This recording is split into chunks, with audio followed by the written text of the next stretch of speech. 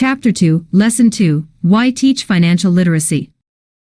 It's not how much money you make. It's how much money you keep. Robert Kiyosaki retired at the age of 47.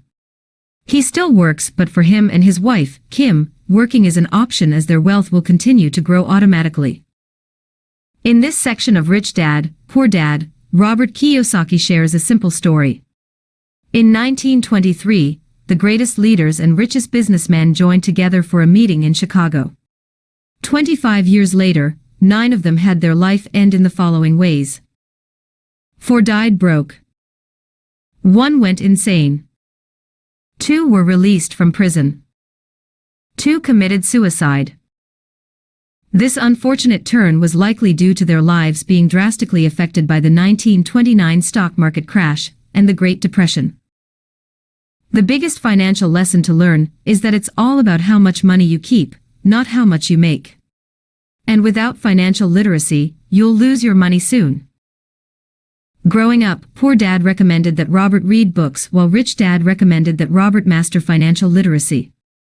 Robert shares, if you are going to build the Empire State Building, the first thing you need to do is dig a deep hole and pour a strong foundation.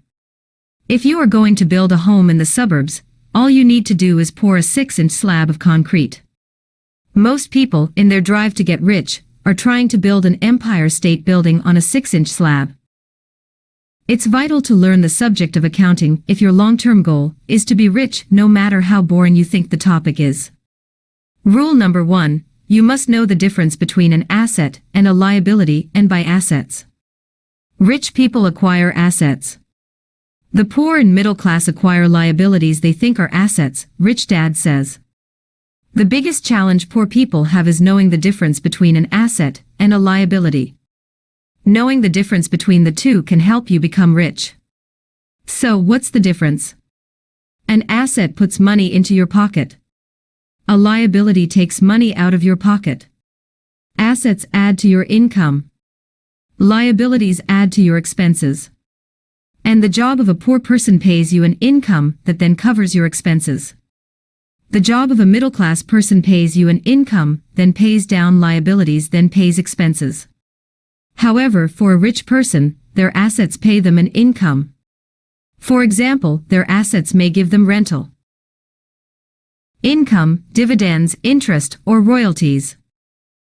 Here are a few examples of liabilities that the middle class own. Mortgage, car loans, credit card debt, school loans. Here are a few examples of assets that rich people own. Real estate, stocks, bonds, notes, intellectual property.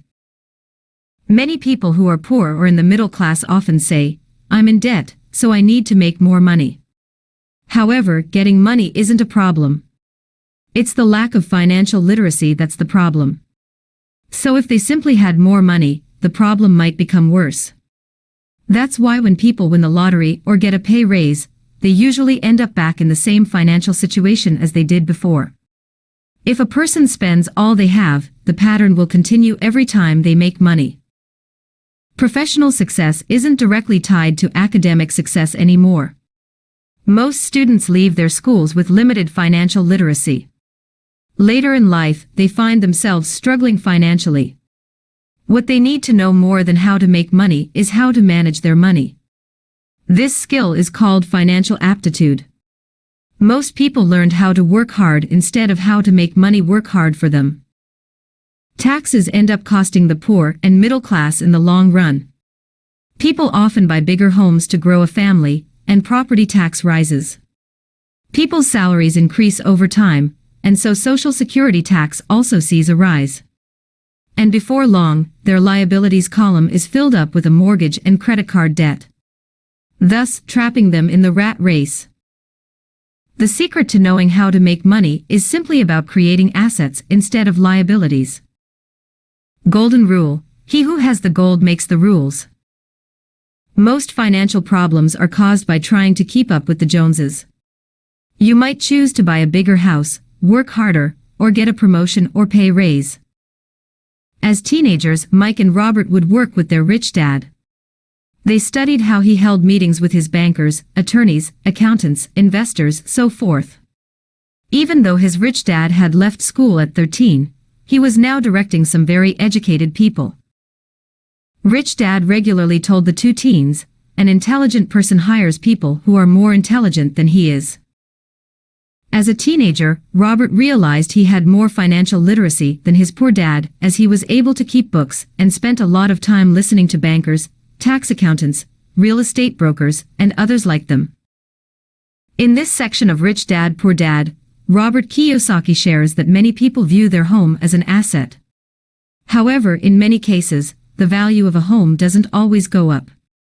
Sometimes people buy million-dollar houses that would sell for far less.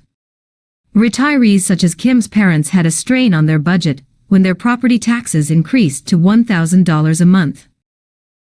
When Robert plans on buying a bigger house, he first buys assets that will generate the cash flow to pay for the house. He shares that as you continue to grow your asset column, over time, you'll also see the growth of your income. And that's why the rich keep getting richer. However, the reason why the middle class struggles are because taxes increase as their salaries increase. Employees work for three key groups. Company, making the owners and shareholders rich. Government, possibly 100% of the work you do from January until May goes towards taxes. Bank, your biggest expenses are your mortgage and credit card debt. Wealth is a person's ability to survive so many number of days forward, or, if I stopped working today, how long could I survive? For example, if a person has $1,000 a month in cash flow from their asset column, and they have monthly expenses of $2,000 a month, they will only be wealthy once they have $2,000 a month of cash flow to their asset column. The average American only has less than $400 in savings, with an astounding 34% with none at all. So to sum up, the rich buy assets. The poor only have expenses. The middle class buy liabilities they think are assets.